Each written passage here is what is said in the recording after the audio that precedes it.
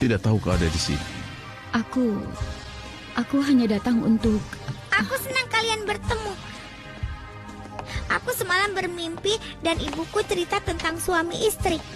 Bahwa kalian harus selalu bicara, dan bicara. Kalian seperti dua bagian yang terpisah. Bonekaku. Ibu menjelaskan bahwa mempelai wanita dan mempelai pria terikat oleh kontrak. Dan keduanya tidak dapat berpisah karena kontrak tersebut. Apa yang kau lakukan di sini? Aku menemui Estefi setiap hari. Estefania, kenapa kau tidak pulang saja? Kita tidak seharusnya berpisah. Estefi membutuhkan kita untuk bersama, dan aku sangat merindukanmu. Walau kau tidak percaya, Cassandra sangat sedih sejak kau pergi. Iya, aku yakin begitu. Aku akan menjemputnya di asrama. Kenapa kau tidak ikut denganku saja? Ini akan menjadi kesempatan bagus bagi kita berdua untuk bicara. Maaf, Noe. Tapi tidak ada yang perlu aku bicarakan dengan Cassandra. Dan mengenai Estefi, dia adalah putrimu dan kau berhak menemuinya kapanpun. Tapi lakukan dengan cepat karena aku akan membawanya bersamaku. Kau akan membawanya kemana? Dulu saat kita tinggal serumah aku selalu menjelaskan alasanku. Sekarang itu tidak perlu lagi. Aku merasa lebih tenang karena Estefania akan tinggal di rumah Tuan Adolfo. Wajar kalau dia tidak ingin tinggal di sini bersama kita. Dia bisa bertemu Noe kapan saja dan mereka bisa bertengkar lagi. Satu-satunya cara adalah mengungkapkan kebenaran Cassandra pada Noe agar dia berhenti merusak rumah tangganya. Estefania, aku tahu keadaan di antara kita sangat rumit, tapi ada kebenaran besar di atas semua itu. Dan itu cinta sejati kita. Tunjukkan padaku bahwa kau mencintaiku dengan sedikit mengalah. Apa permintaan itu terlalu besar? Kau memilih untuk mempercayai apa yang Cassandra katakan padamu. Dengan melakukan itu kau memaksaku meninggalkan rumah. Itu bukan keputusan yang mudah, Noe. Itu sangat menyakitiku. Dan aku terus menangis. Tapi aku wanita yang menepati janjiku. Cintaku. Kau memilih untuk mengikuti keinginan putrimu. Aku paham sampai batas tertentu. Kau ingin memberinya kasih sayang seorang ayah yang selalu dia rindukan selama ini.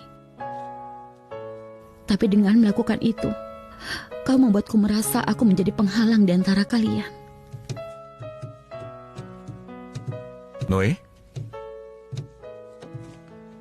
Shh, Tante dan Paman sedang bicara. Tapi mereka semakin bertengkar. Tidak ada lagi yang perlu aku katakan padamu, Noe.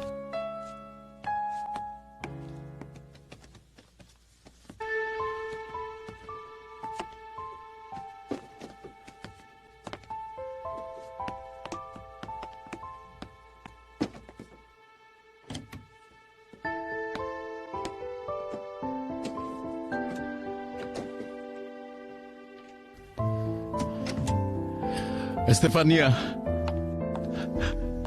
Estefania!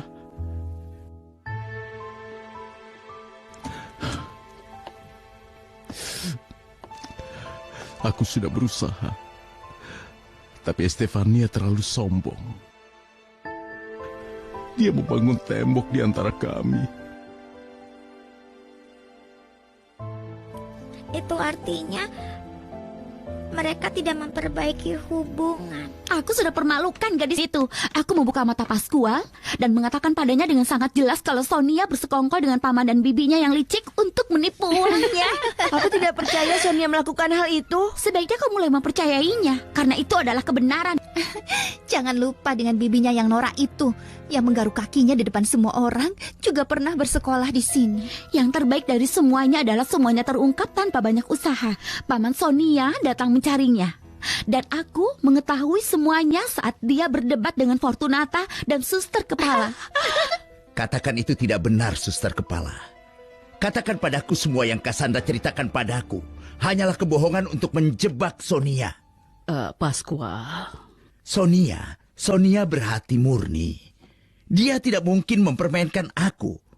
Dia tidak mungkin membuat kebohongan sebesar itu hanya untuk mendapatkan uangku. Aku tidak bisa berbohong, Pascual. Sayangnya semua yang dikatakan Cassandra itu benar. Aku mempercayai Sonia. Aku mempercayai semua yang dia katakan.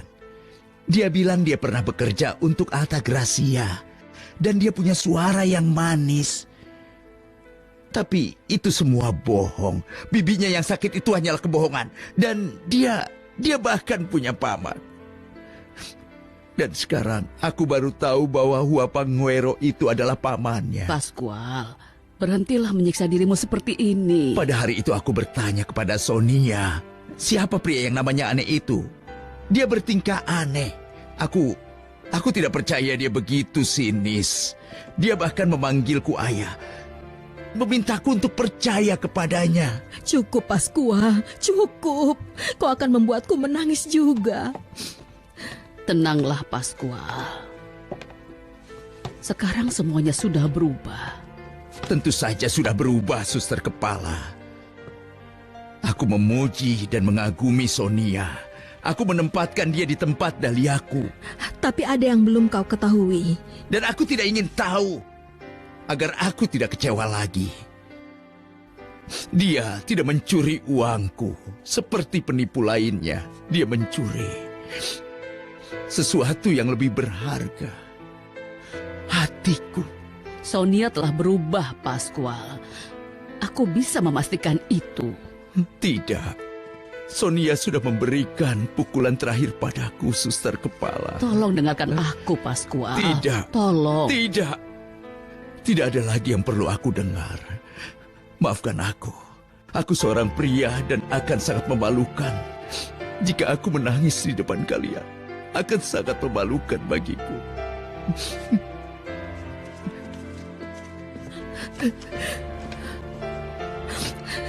Walau Sonia sudah bertobat, dia telah membuat Pascual menangis. Aku tidak tahu harus berbuat apa untuk menyelesaikan masalah ini. Jadi benar kau pergi mengunjungi gadis miskin itu, Sonia Gomez? Jangan panggil dia begitu, Cassandra. Sejak kapan kau begitu akrab dengannya sampai pergi menemuinya? Kau sudah salah paham. Aku tidak menemuinya. Aku hanya pergi menemui keluarga Larios karena aku khawatir tentang masalah ayahmu dan Nyonya Estefania. Saat itulah Dulce Maria mengusulkan agar aku menyapa Sonia, begitu. Seharusnya kau menolak, Marcos. Katakan padaku, apa kau ingin aku terus menemui Saturno? Tentu saja tidak. Kalau begitu kau harus berhenti menemui gadis dari tempat kumuh itu. Bahkan aku tidak ingin kau bicara sepatah kata pun dengannya. Tapi Cassandra Apa itu... aku tidak sadar kalau aku sangat cemburu? Aku merindukanmu setiap hari, Marcos. Aku merasa kau semakin dekat denganku setiap saat. Undangan makan siang yang Tuan Adolfo siapkan untuk Estefania akan sedikit menghiburnya. Sayang, aku masih punya pekerjaan.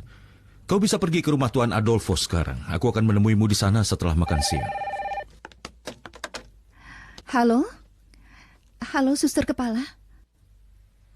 Apa, ada kabar buruk? Iya, Cecilia.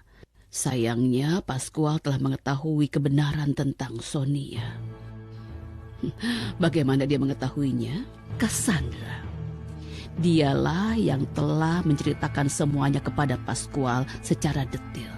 Demi Tuhan, Pascual pasti merasa sangat terluka. Iya, suster kepala. Sampai jumpa. Kak Cassandra itu tukang gosip dan sangat jahat. Karena dia paman Pascual akan bertengkar dengan Sonia. Mungkin itu tidak akan terjadi, sayang. Sonia pergi menemui paman dan bibinya untuk mengatakan dia tidak akan terus menipu Pascual. Itu mungkin akan mengubah pikiran Pascual. Marcos, sekarang kita sudah berpacaran dan aku tidak mau membagimu dengan siapapun. Itu tidak akan terjadi. Aku hanya ingin menjadi milikmu saja. Apa yang kau lihat? Tunggu. Kemari. Aku ingin memberitahumu di depan Marcos bahwa dia adalah pacarku. Dan aku tidak ingin kau terus menggodanya. Cassandra, harusnya aku tidak bicara seperti itu padanya. Tolong Marcos, aku tahu bagaimana cara menghadapi wanita seperti itu. Halo, Nak. Halo, Marcos. Apa kabar? Baik, Pak. Ayah, aku baru saja mau menelponmu dan memberitahumu untuk tidak menjemputku. Marcos sudah bilang dia akan mengantarku pulang. Maaf aku membuat ayah datang kemari. Tidak masalah, Cassandra. Pulanglah bersama dengan ayahmu. Kita bisa bertemu lagi nanti, ya. Halo. Halo Marcos, Cassandra. Halo. Sampai jumpa. Ingat kita akan bertemu di klub nanti ya. Maaf ya, aku tidak bisa karena aku akan menghabiskan hari ini untuk menemani ayahku tersayang. Tidak, Cassandra. Jangan tinggalkan temanmu hanya karena ayah. Kau masih muda dan setelah belajar keras sepanjang minggu, kau berhak untuk bersenang-senang. Tidak, ayah. Aku sudah janji akan menjaga ayah dan itulah yang akan kulakukan. Keinginanku terbesar adalah melihatmu tersenyum walaupun Estefania melarikan diri.